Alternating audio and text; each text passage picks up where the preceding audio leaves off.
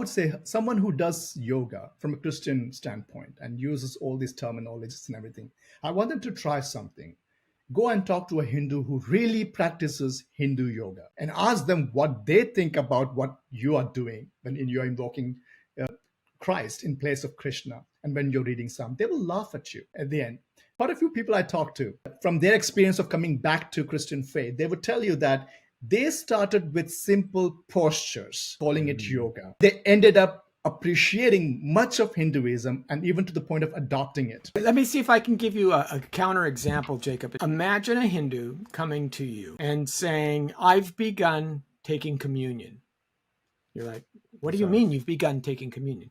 Well, myself and several of my friends, we get together around a shared table and we break a single loaf of bread and we share it amongst ourselves and we find that community and that bonding.